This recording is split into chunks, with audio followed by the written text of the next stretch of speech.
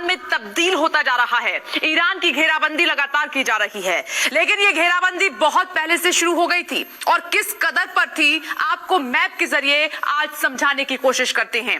America ने Iran के चारों ओर अपने सैन्य, एयर और नेवल बेस बना लिए हैं और ये लगातार पुख्ता होते जा रहे हैं। लेकिन सबसे पहले बात करते हैं अमेरिका के सैन्य अड्डों की। अफगानिस्तान में अमेरिका के 14,000 सैनिक इस वक्त तैनात हैं, उनकी तैनाती की गई है और इसके अलावा बहरीन में 7,000 सैनिक अमेरिका ने उतार रखे हैं मैदान में। वहीं इराक की बात करें तो इराक में भारी डिप्लॉयमेंट है। इस्लामिक स्टेट के खिलाफ जंग के बाद से ही वहां 5,000 अमेरिकी सैनिक की तैनाती की गई है। वहीं कुवैत पर नजर डालें तो कुवैत में आप देख रहे हैं कि 3,000 सैनिक मैदान पर हैं। ओमान में भी 500 अमेरिकी सैनिकों ने डेरा डाल रखा है, जमे हुए हैं। कतर में तो अमेरिकी मिलिट्री के सेंट्रल कमांड का फॉरवर्ड हेडक्वार्टर है और यहाँ 13,000 अमेरिकी सोल्जर्स इस वक्त मौजूद हैं, तैनात हैं। सऊदी अरब में भी यही हाल है। सऊदी अरब में भी 500 अमेरिकी सैनिकों की मौजूदगी है। वहीं यूएई की बात करें तो यहाँ भी आप देख रहे हैं कि 500 सैनिकों की तैनाती की गई है। जरा मैप पर अब नजर डालिए और समझिए कि कैसे ईरान चारों तरफ से अमेरिकी मिलिट्री बेस से घिरा हुआ है और अमेरिका जब चाहे एक साथ सारी फोर्स को ईरान की तरफ मोबिलाइज कर सकता है। यह अमेरिका की ताकत है। तो मिलिट्री बेस के बाद अब बात करते हैं नेवल बेस की।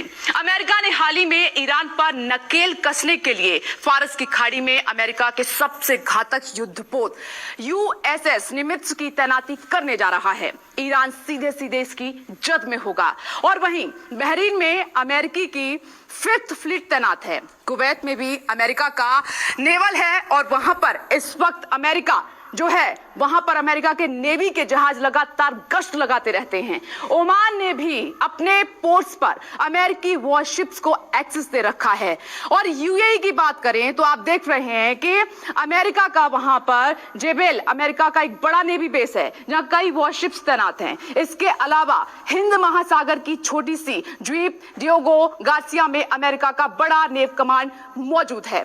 अमेरिका ने इस फ्रंट पर भी ईरान को कैसे चारों तरफ से घेर रखा है। मैप पर नजर डालिए और समझने की जरा यहां पर कोशिश कीजिए। अब आगे बढ़िए और समझिए कि अमेरिका ने ईरान के आसपास कितने एयरबेस बना रखे हैं। तुर्की में अमेरिका के 2 एयरबेस वहां पर मौजूद हैं और यहां पर फाइटर जेट्स की तैनाती की गई है। ईरान को धुआं धुआं कर सकते हैं। अब बात करते हैं इराक की। इराक में अमेरिका के आप देख रहे हैं कि इरावल K1 अल असद और बलाद एयरबेस, इसकी हम पहले बात कर लेते हैं। यहां अमेरिकी F-16 फाइटर जेट्स की तैनाती की गई है। अमेरिका ने ISIS के खिलाफ छिड़ी जंग के वक्त जॉर्डन एयरबेस को मजबूत किया था, लेकिन अब इसका इस्तेमाल ईरान की घेराबंदी में किया जा रहा है। कुवैत के अली अल सलीम एयरबेस को अमेरिका अपने कार्गो एयरक्राफ्ट C-17 और C-130 के बेस के तौर पर इस्तेमाल कर सकता है, जिसके जरिए मिनटों में, जी हां मिनटों में हजारों सैनिकों को मूव किया जा सकता है। उनका डिप्लॉयमेंट तेजी के साथ हो सकता है। अब आप देख रहे हैं कि बहरीन की शेख ईशा एयरबेस को भी अमेरिकी एयरफोर्स इस्तेमाल कर सकती है।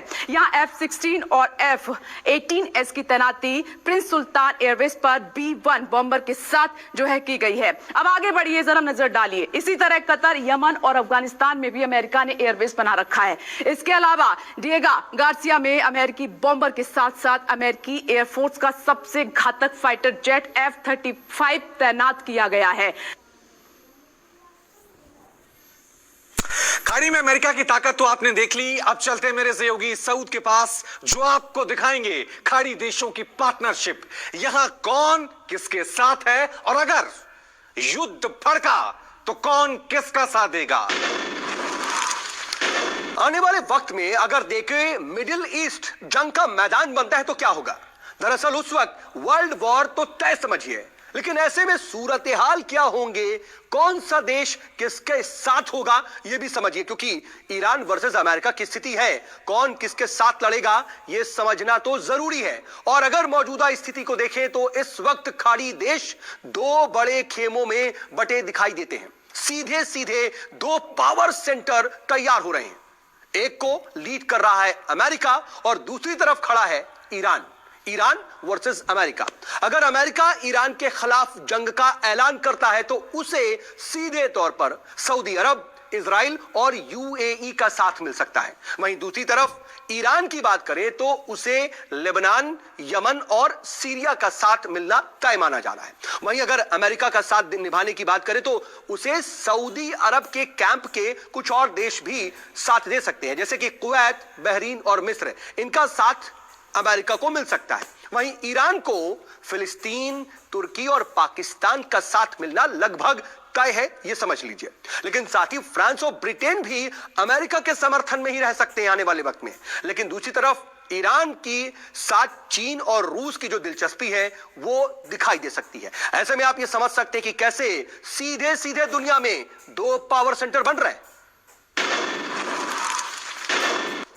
तो इस जानकारी के लिए बहुत बहुत शुक्रिया सऊद। तो खाड़ी में तनाव चरम पर पहुंच गया है।